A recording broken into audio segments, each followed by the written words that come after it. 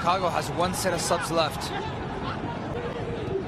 Boateng to Mokhtar from distance, looking to pull the trigger. It falls to Zardes. He's onside. Count it. There you have it. There you have it. You were waiting for it, Columbus, and you got it. Jossie Zardes, his 8th, right to him, and it's 2-2.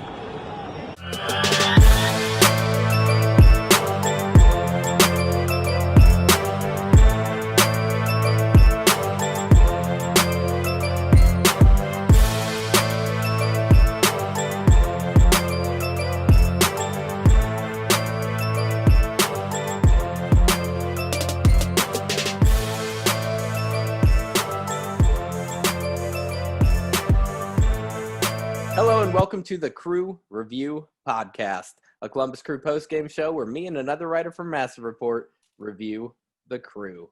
I'm your host, Andrew Atkins, and joining me today is a very special guest. He's a writer from Massive Report. He's an Ohio State alumni. He's the man with the nicest basement in Columbus. He's a man who doesn't follow me back on Twitter. He is none other than Doug Hildreth. Doug, how you doing? I'm doing all right. And listen. The Twitter thing is a oversight. My social media intern is currently being fired. I'll get that taken care of. So I appreciate it.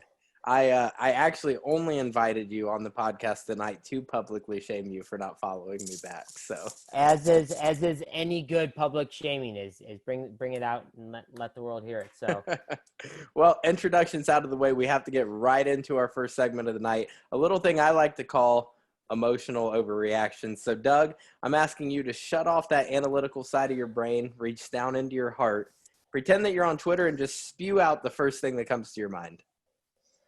Help us, Darlington Nagbe. You're our only hope.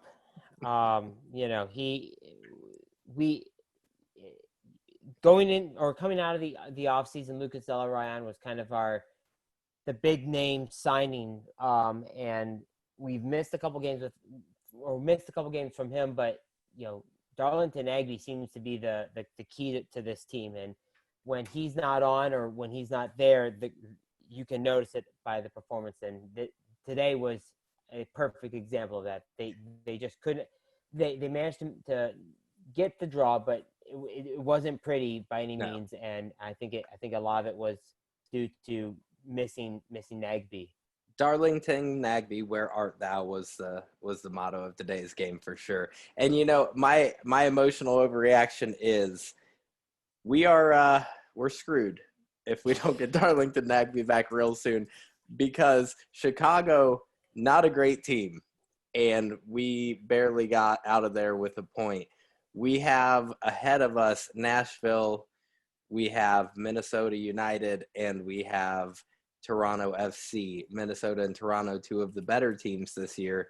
So I'm really hoping we can have Nagbe for those two matches, because if not, will we get out of there with a point? That's the question. So my emotional overreaction is we are currently screwed with the lack of Nagbe or Zelarayan, and I know that Patrick Murphy reported that it could be several weeks before we see them again, and that makes me real sad. Yeah, I was not. It was not inspiring to see that from the reactions from Pat's Twitter.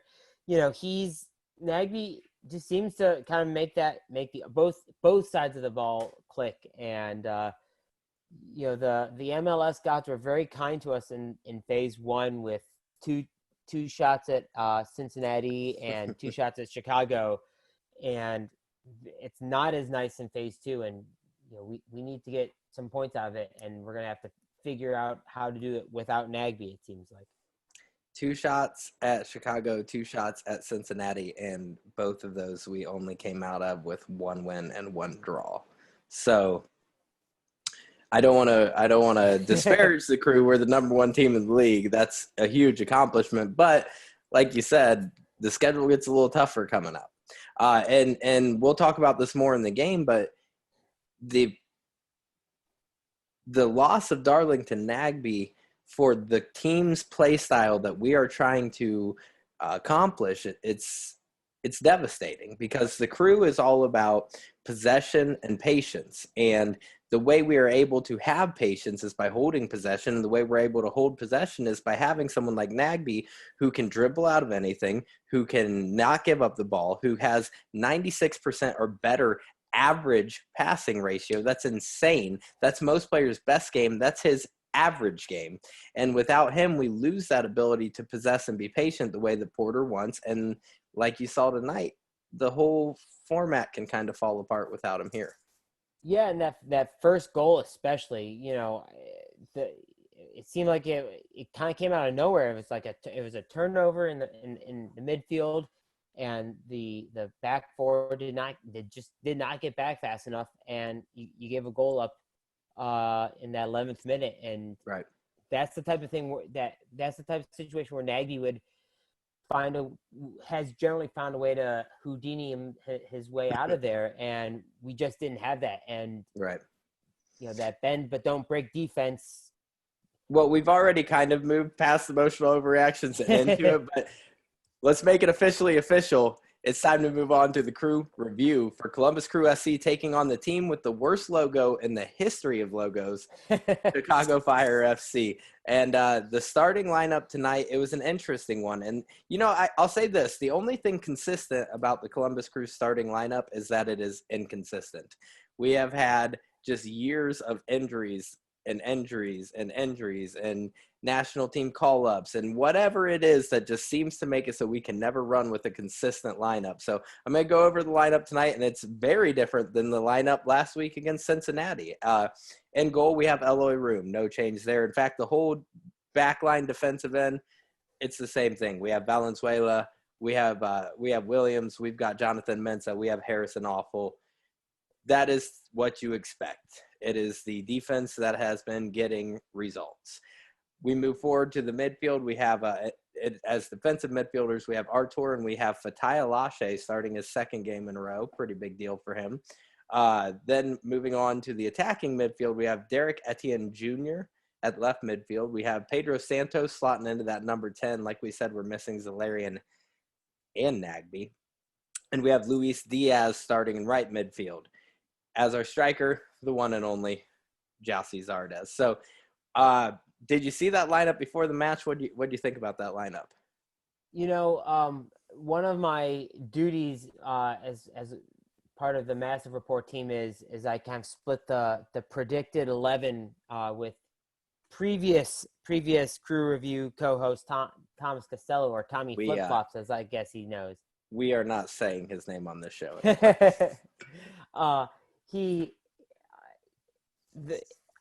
When I volunteered for it, I thought it would be a little bit of an easier position, but at this point, I feel like I have just as much of a chance of predicting a Magic 8 Ball because, you think you have it figured out. You think, okay, well, you're set up for failure. You're set up for failure. Yeah. Oh, the last couple of times I was very conservative with injuries, and Caleb Porter's played down this injury, so I'm gonna hold him back, and then they end up playing, and this time I'm like, oh no, Lucas Zelarayan, let's get him in there, and it's a moving target, and this year especially, just in the overall 2020-ness of this year, but the injuries, and it's just a moving target with this lineup, which can't be easy for the regulars. Right. That's a great point. So we get into the match, and in fact, that's actually when me and you were messaging back and forth a little bit during the game, and you summed it up in one word, and that word was woof. That was not the best start. No. In fact, I think that first half is some of the worst soccer I've seen the Crew play this year. Yeah, there were a couple games where I was like, oh, that was a rough half. This was a rough half. Yeah. Starting off, man, like I said, our whole play style, possession and patience, it seemed like they weren't even trying for that play style.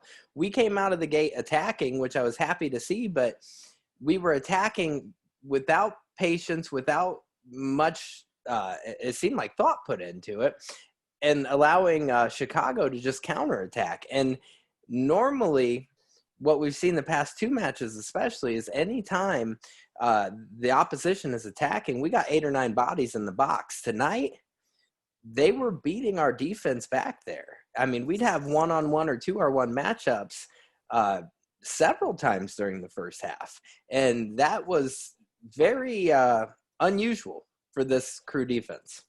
Yeah, the term I keep saying about this defense throughout the season is bend but don't break, and that's kind of a cliche, but I think that especially when you have a offensive mindset where you're going to try to involve the fullbacks, and so they're going to be tracking back, and so you're going to have to absorb a little bit of pressure. And early, I thought they did a okay job at that, but then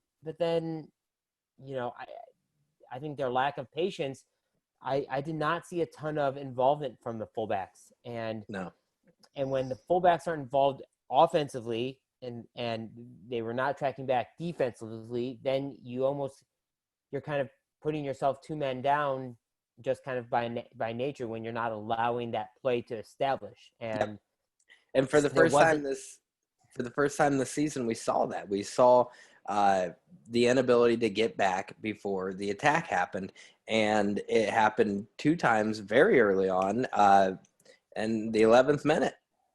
For the 3rd time only this season, Columbus Crew scored on. Chicago comes in to the right side of their attack, the left side of our defense, just smokes Milton Valenzuela, crosses it in. Malovic scores, 3rd goal against us the entire season. And, it was disheartening because when you've got a defense as good as ours and you have a history-making defense like ours, you want to see that continue. But 1 goal, it is what it is. Nobody's perfect. No team's never going to get scored on.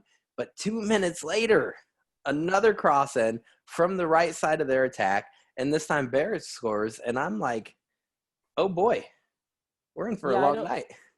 Yeah, and the finishes, I thought both finishes were great. You can't fault the finishes, but I think it's how we let them get to that point, and just kind of a breakdown in discipline and just an inability to get back, I think, just stymied us. And it's something that was very uncharacteristic of this defensive back four, right?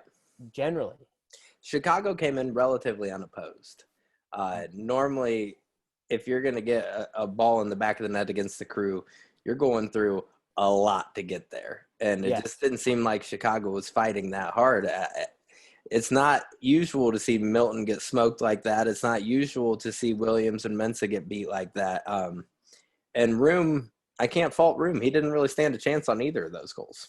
No, he was left hung out to dry, especially that first one. The first one kind of came out of nowhere. I looked up and oh God, there it went.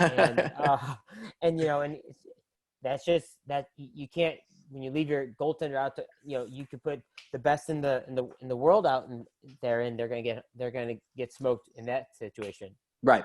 And the rest of the half, we could break down play by play. I try not to really do that on this show. I try to just give the important, the impactful things. We had, Pedro Santos had a decent looking shot. It got deflected. Etienne Jr. had the first shot on goal for the Crew for the half, but it was a pretty slow ball and it was easily handled. The main thing I'll take of note and a positive light for the Columbus Crew is Pedro Santos, his corner kicks. We had a lot of corner kicks in the first half, and they were on point tonight. A lot of times Pedro has a tendency of just skying those corners over. Tonight they were on point, and they were looking dangerous. They were getting in there. The Crew players were getting their heads on them, but they weren't quite getting the right angle. We didn't connect for a goal, but I noted that Santos's corners were looking especially dangerous tonight.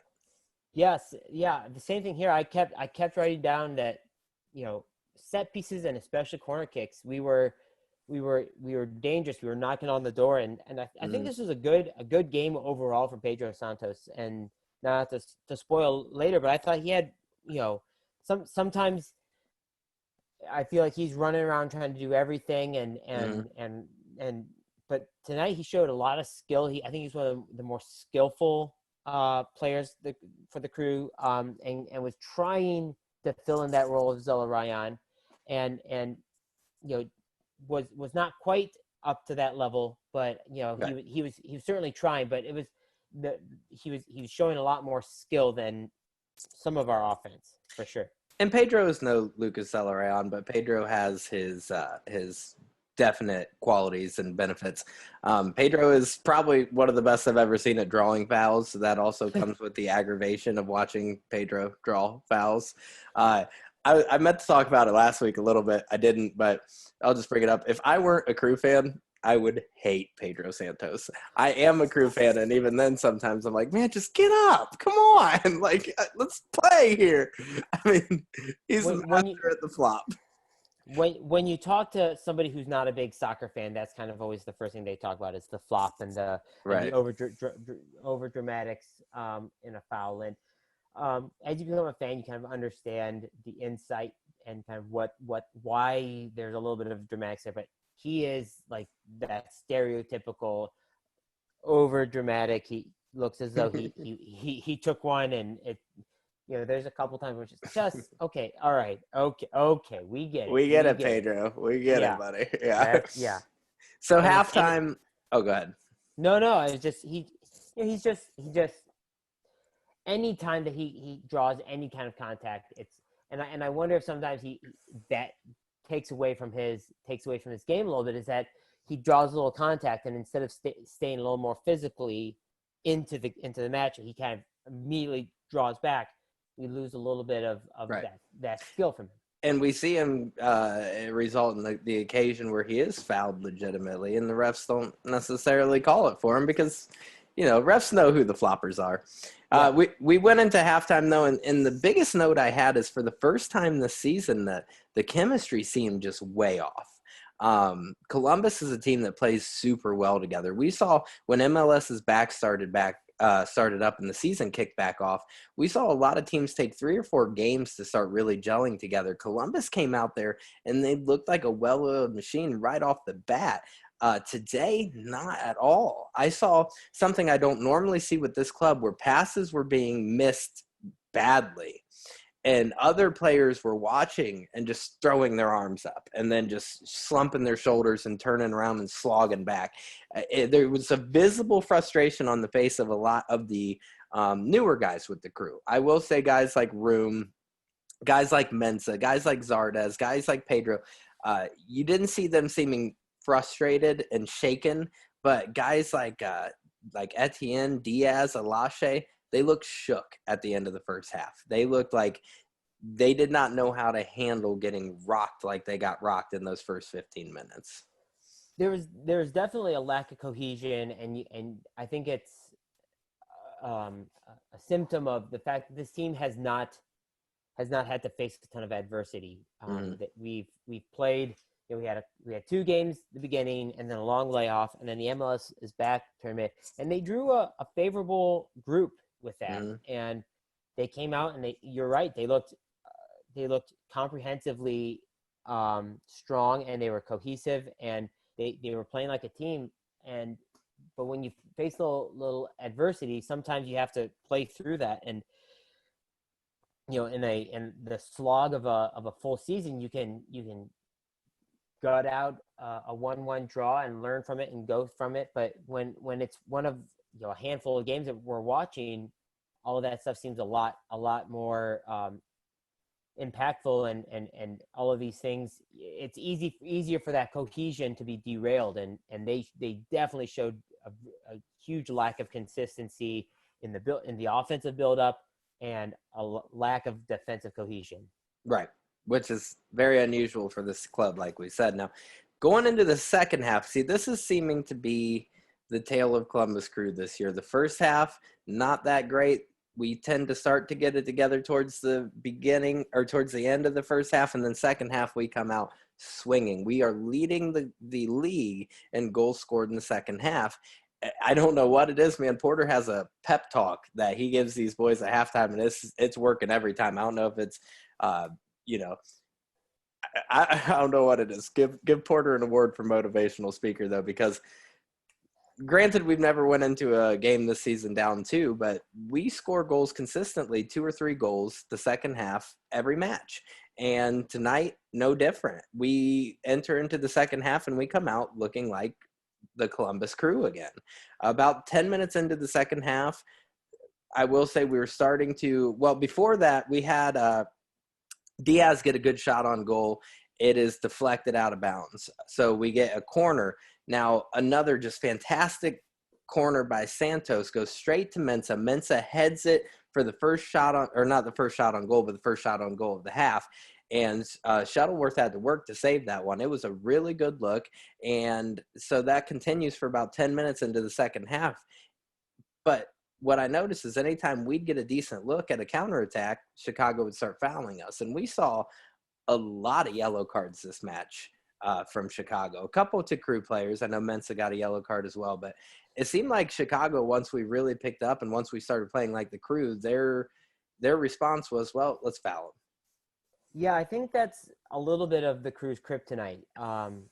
And I think I go back all the way back to that knockout stage loss to Minnesota in the MLS's back tournament, where we don't talk about that game. the game that does not count or does not exist. Exactly.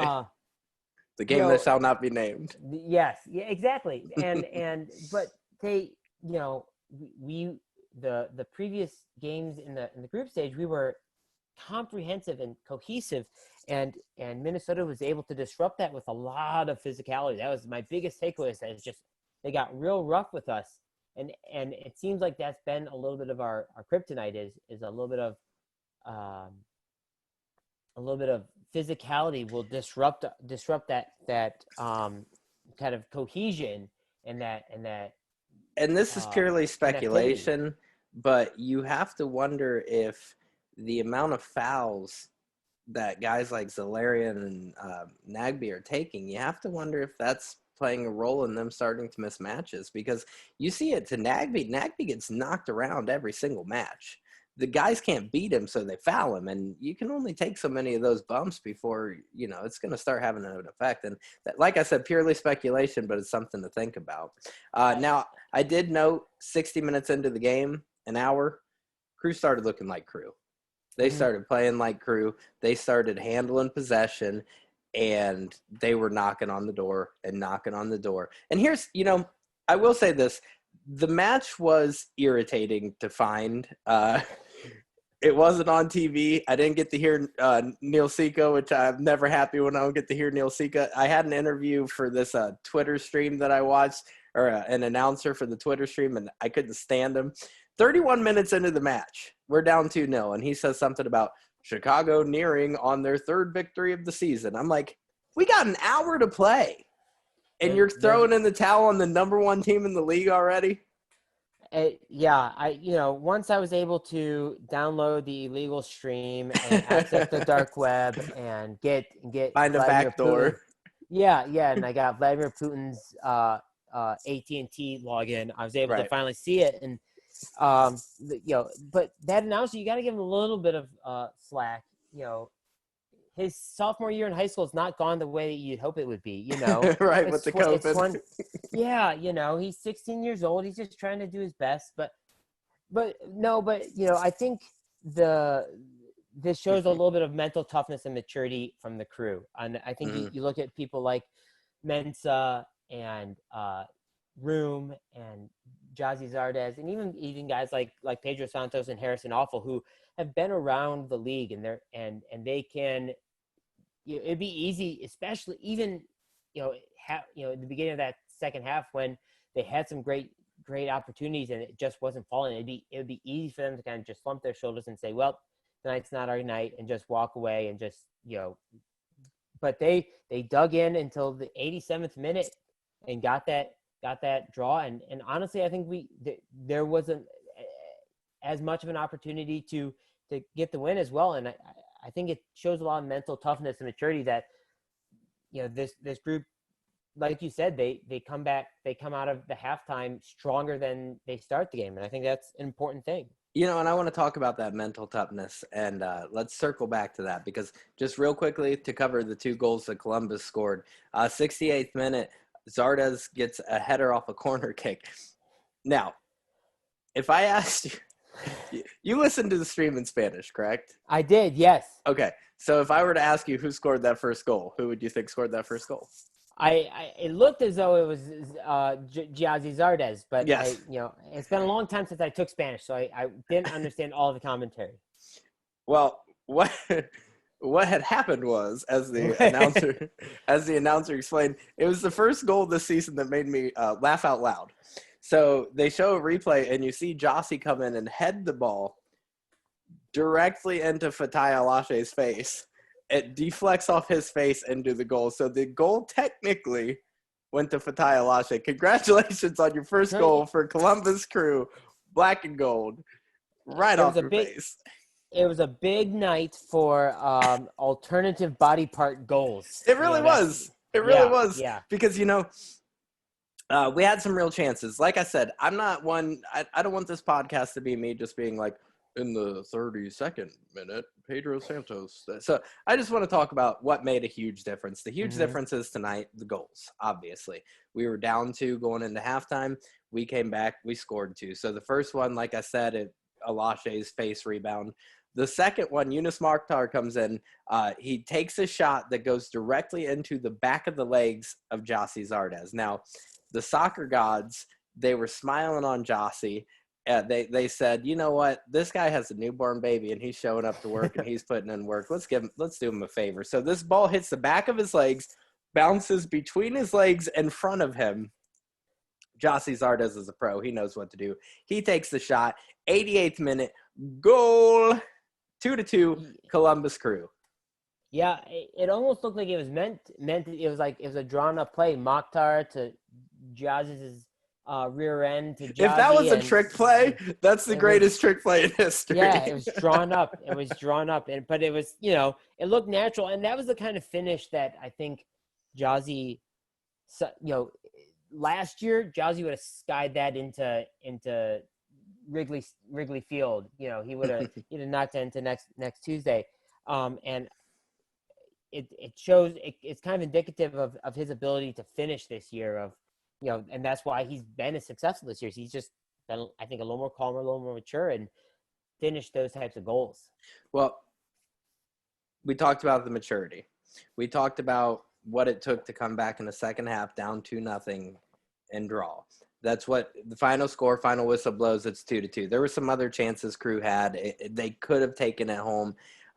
Wasn't meant to be, but you know what? I'm going to take 2-2, and I feel really, really good about that. And let's talk about that because there are 2 years that the Crew didn't make the playoffs in recent history. Both of those years, the thing that I really took note of both years is late goals that cost us wins. They got us draws, but they cost us wins.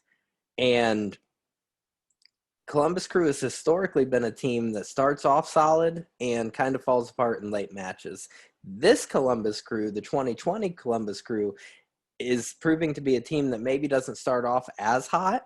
We wait and we pick our moments, but when we strike, and we tend to win the second half. Now, that's a maturity thing, and that is something I think guys like Giassi, guys like Room, Mensa, the guys who have been with the Crew for an extended period, they have seen losing the second half loses us seasons. And I think that is a mentality going into this season where you're seeing that second half matters to these guys. And like you said, it would have been easy to just slump your shoulders and give this game up. But I don't think you can afford to give this game up. I don't think you can afford to accept the loss at this point in the season where we don't know when this season ends. We've got a schedule through September. We don't know if that's it. Are we going right into the playoffs? You can't really afford to say, well, tonight wasn't our night. You have to fight for every point because at any point they could be like, all right, well, hey, it's playoff time. And I think it's big for Columbus to go into the postseason ranked number 1. We haven't seen that in a long time. Yeah, I think I couldn't agree more, especially a night like or a year like this year and a season like this where you're going, you like you said, we may have the last 3 games, phase 2, and Don Garber may just pop out of his Don Garber hold and say, okay, it's time for the playoffs now, and we just have to go forward, and every point is going to be precious this year. And I think it was important. It was incredibly important that we did as well as we did in the group stage. And I think it is important that even though we let a couple of easier opponents up off the mat with tonight and not this previous, but the Hell is Real before that, where they let let some points go. I think getting something out of it shows a lot of mental toughness that will pay off. And when you get into the playoffs and it's win or go home, that kind of mentality is going to be crucial. Yeah. Championship teams don't give up, and we saw that quality in Columbus Crew tonight. They didn't give up. And I want to go back to what you said about Jossie real quick, and then we're going to get into our post-match. You said that we didn't see Jossie finish those chances last year. I want to go back to the first year Jossie came over to the Crew. He was coming from LA Galaxy, and he was kind of seen as an afterthought. It wasn't an exciting signing for Columbus for a lot of people. But we saw that first year Jossie was here, he was scoring a lot of goals when we made the playoffs. Then we saw like last year where you said he missed a lot of those chances. And I think frustration can do a lot to a player. And having a club whose defense consistently gives up leads that you build, that's got to be frustrating. And this year we're seeing a defense that's backing up the work he's doing on offense. And we're seeing guys like Zelarayan who can feed him the ball, who can get him into position, and who can help him out and help carry the load for him. Because before Zelarayan, Zardes was kind of carrying the load by himself. Now we see when Lucas is here, he's scoring pretty consistently with Jossie, but this is match number 3 that he's not here. So Zardes is back to carrying the load kind of single-handedly, but he's doing so with a defense that typically has his back. And that's, I think, making a big difference in the way Jossie plays. Yeah, I was very critical of him last year. The national narrative, from on Zardes as both a national player and kind of his reputation is not great. And I have not always been a huge fan of him, but I think you're exactly right. When it comes to he can't do it all on his own.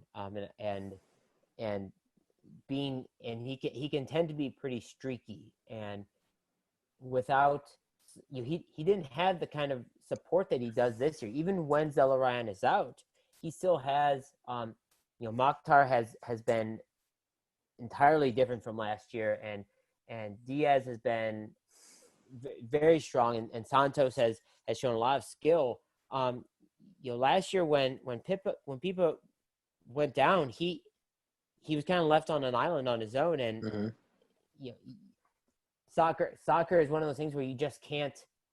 You can be the best player in the world, and it still doesn't make a difference. And he was kind of lacking that team cohesion that seems like he's got a little bit more this year. And as a striker, I think that's what you need. You just can't create a ton from that forward position without some help.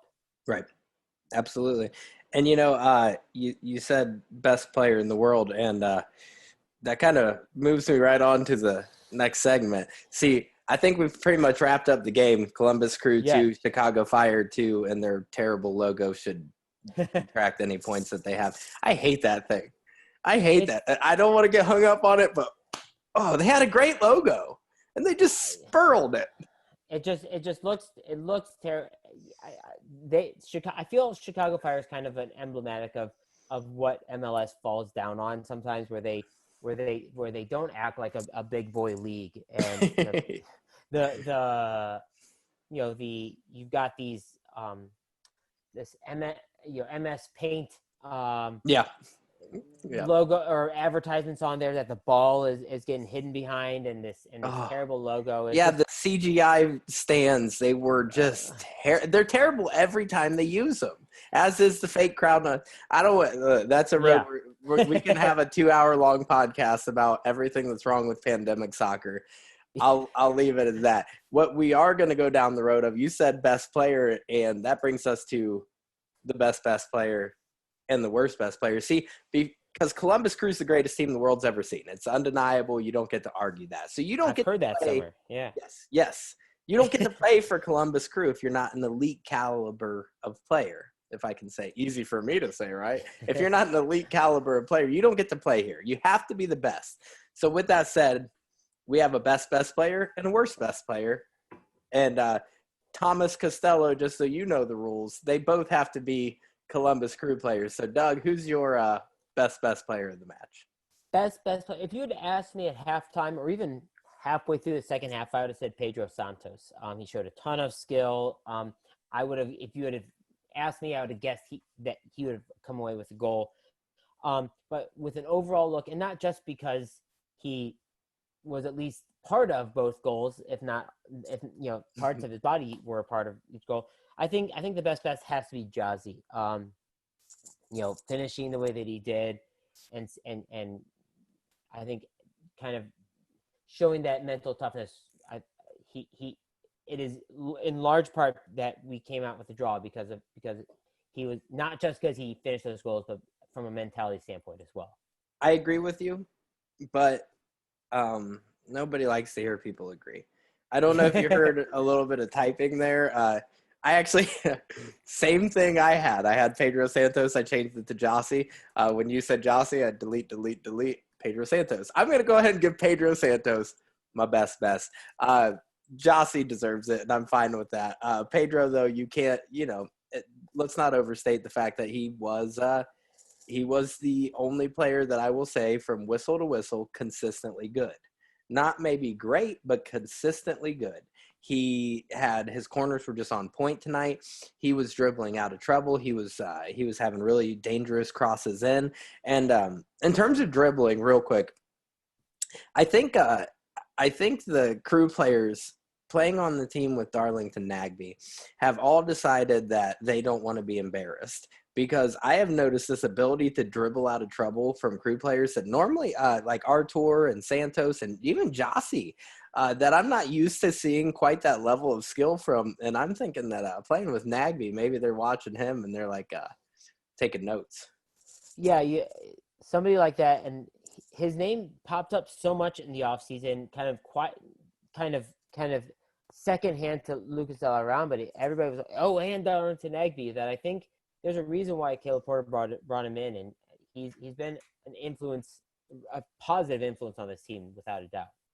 I thus far at this point in the season, he's not on the score sheets. He's not, well, he scored a goal, but he's not. If you were to just look at stats, you would think Zelarayan, you would think Zardes, you would think Room in terms of your MVPs for the team. If you're watching every game, Darlington Nagbe is the MVP. That being said, let's not turn this into the Darlington Nagbe Hour. I might start a podcast called the Darlington Nagbe Hour and do it daily, where I just talk about how much I love Darlington Nagbe. But we're going to go to the counter of Darlington Nagbe, and that's the worst. The worst, best, worst. I wish I wouldn't have named this segment so darn confusingly. The worst player of the match. Who you got, Doug? Probably not the most popular pick, but I'm going to go with Jonathan Mensah. I don't like it. I mean, there were points when every one of the back four fell down a little bit, but I think as a captain, you have a little bit more responsibility, and towards the end of towards the end of the game, he definitely came back, and I saw some moments of brilliance towards the end of the game that okay, but early on it was kind of Jonathan Mensah of old, and he got beat bad by one of those first goals, and I just was not. I think that he needs to get the defense under control a little bit sooner, and kind of be a little bit more of a leader in that case. And he definitely redeemed himself towards the end, but if I had to pick one, it would probably be him. Yeah. And, 2 goals scored against us today. It doubles the amount of goals we've had scored against us in 11 games. So we're still doing pretty dang good. It was a rough half. It was a rough, actually, 2-minute span. But, I'm not giving it to Mensa because both the goals came from the Fire's right side of the field attacking. Both times it was Milton Valenzuela who was beat to allow those crosses to come in. Like you said, you could pick any of the 3. You could pick Mensa, you could pick Williams, you could pick Milton. The 3 goals had to go through, or the 2 goals had to go through all 3 of them. So you can take your pick. The reason I wouldn't give it to Mensa is I saw Mensa stay composed at least. Whereas Valenzuela was one of the ones I kind of saw just shoulder slouch or making those passes that were making the other teammates just throw their arms up in the air. So I'm going to give my worst to Milton. Now, I will say last week it was hard to pick a worst because we performed so well. This week I was thinking in the first half it's going to be hard to pick a worst because they were all doing pretty bad. So I was really happy by the second half that I had to settle down and be like, okay, who deserves this? Because it certainly wasn't Jossie. It certainly wasn't Pedro. Every guy kind of had a moment to redeem themselves. You could say Room getting scored on twice, but I don't blame Room for either of those goals. Yeah, no, I don't think I don't see a situation. Maybe better position on one of them, but I think you got to lay both of those goals pretty firmly down at the feet of the back 4, especially the 2 center backs. Your defense can't get beat that bad and expect the goalie not to have some errors. So that being said, we got our best, we got our worst out of the way. Doug, you were my best co-host of the night, and you've earned yourself a plug, my friend. All right. I know you have a Twitter because I follow you, so why don't you tell them where they can find you? You can find me at I am Doug Hildreth for more silly soccer thoughts and other silly thoughts just in general. And also retweeting every one of Andrew's thoughts now that I will. my social media intern will get on to following him. So, well, I appreciate that. You can also find me on the Massive too. From time to time. Yes, your silly thoughts are there. Your silly attempts at predicting a starting 11. Just throwing darts with a blindfold on right now. It is, yeah. I mean, next week just put Room as striker. You never know what's going to happen. So you can find me, Doug, this is for you. You can find me on Twitter at Andrew Atkins SC. You can find the show at Crew Review Pod on Twitter. You can, I would love it if you subscribe to us, if you rated us, if you reviewed us. Like I said, feel free to send me your feedback at crewreviewpod@gmail.com. We love to hear from you. We want to build this show into the best listening experience possible for the Crew fans. For your Crew news, updates, analysis, go to massivereport.com. Follow them on Twitter at massivereport. And you know what? Let's give predictions real quick for the next match. That's against Nashville. And then I have a special announcement that I want to make. So, are we getting a puppy? Is that the special announcement? Is the Massive Report getting a puppy?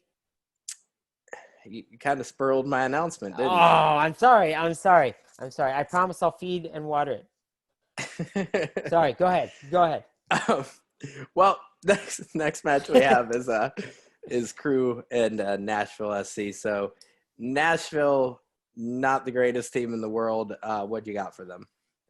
I think that we will come away. I'm still not sold on our consistency, especially if it's going to be a couple weeks without Zelarayan and Nagby. So I'm going to go with 2-1 Crew.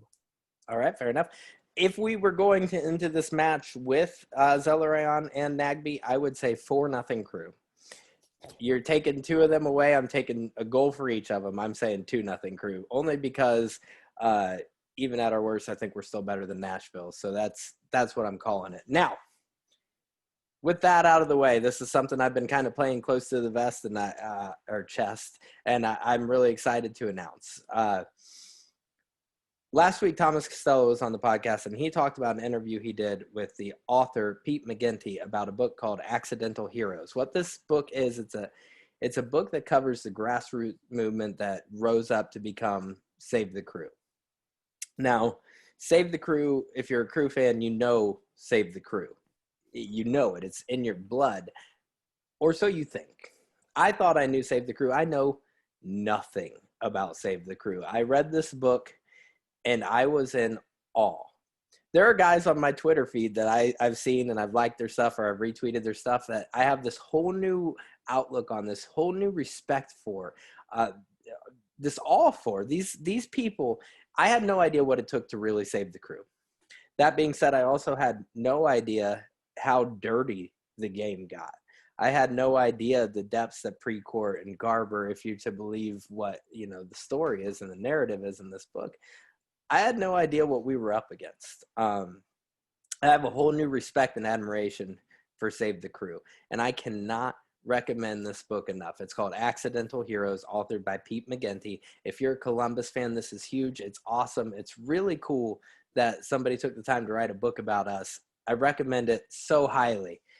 What I'm excited to announce is Wednesday, this coming Wednesday, I have a special bonus pod of the Crew review where we are not reviewing the Crew, but we are going to talk about the movement that made the Crew review possible, and that's Save the Crew. I have Pete McGinty, author of Accidental Heroes, on the show Wednesday. I'm going to be conducting an interview with him, and I can't wait. I really encourage you to check it out, and I encourage you to pick up that book and read along. It's not a super long read. It's 240 pages. Pick that book up, check it out, get through it, and man, you will not regret it. The book, it's kind of tough if you're a Crew fan because reliving Save the Crew isn't easy. Reliving the announcement about Precourt wanting to move the team and just some of the fight. The book made me cry a couple times hearing these people's story. It's about 19 people who formed the Save the Crew leadership committee. So reliving the fight for them and hearing some of what the Crew means to these people, it teared me up. It genuinely made me cry, and I can't recommend it enough. So Wednesday, Pete McGinty, author of Accidental Heroes, will be on the Crew Review podcast. Thank you for listening to me ramble about that, Doug. No, I'm super excited for that, and I'm super excited to read that book. Anyone that's read any of my stuff on Massive, you might know that I'm a relative new hardcore Crew fan, and without Save the Crew, I would not be where I'm at right now in regards to doing this and talking about this and meeting these fantastic people with Massive, because it was definitely that movement that spurred me to really see the community that is the Crew supporter community, and it's something that's unlike anything. I, like you said at the top of this, I'm an OSU alumni. I've been a huge part of sports around this city for a long time, and the community that is Crew supporters and the movement that is Save the Crew is something unlike anything else. It's literally unlike anything else. You've never seen a situation where this millionaire owner, they always get what they want, and the fact that the people rose up and were able to persevere shows a ton of what this city is made up of and what the support group is. And it's one of the cooler stories, and I kind of associate myself with it just from the fact of that's what drew me in. Right. Initially, I wanted to be a soccer. I was interested in soccer, and I think I was as drawn into Crew because of the Save the Crew movement. Right. That's awesome. Well, I really encourage you to check out the book and check out the podcast Wednesday. And Doug, I want to thank you. You were an awesome co-host, and I hope that you come back sometime. Absolutely. Thanks for having me. It was a lot of fun, and thank you for enduring my silly soccer thoughts. I promise I'll be following you on Twitter, and I'll hunt you down on Instagram. And do you have a LinkedIn page? I'll get you on LinkedIn too. I do not. You know what, though? Before we go, at the end of every podcast, I promise that if you leave the hashtag #MyCrewReview on Twitter, I will read your reviews live on the air. And tonight, this might be a bad idea to have this segment, because tonight I have two My Crew reviews, and neither of them are constructive or helpful. The first one comes from Pro Wrestling Apologist at PWA or PW Apologist on Twitter. He says, my crew review, is soccer a worked or shoot sport? Asking for a friend. Well, Pro Wrestling Apologist, if you would ask me a few years ago during the pre-court era, I might have said it was a work. I'm going to go ahead and say it's a shoot, brother. And then the other one, this might be the end of this segment moving forward. Thomas Costello at one Thomas Costello says, Andrew is still a wet blanket. So thanks. This is what happens when you let people follow you on Twitter. Yeah, that's true. Maybe I don't want you to follow me on Twitter. What if the segment My Crew Review just ends up being every co-host I have crap talking me the week after that they're no longer the co-host? We're not official members of the Peanut Gallery. Like I said, Doug, it was a pleasure having you. Thank you so much. It was a blast. I hope you had a good time. And as always, for Master Report, I'm Andrew Atkins, and this has been the Crew Review. Glory to Columbus, go Crew, and we will see you next time when we review the Crew.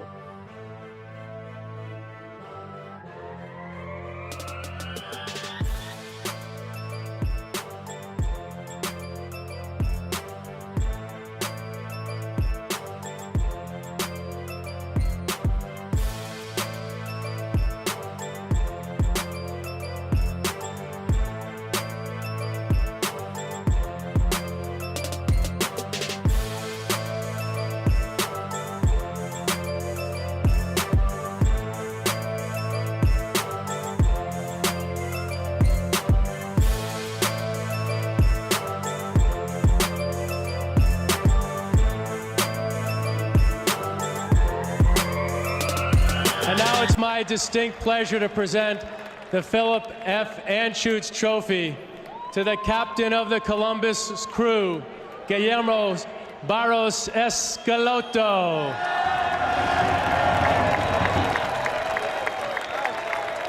Or Frankie Hayden.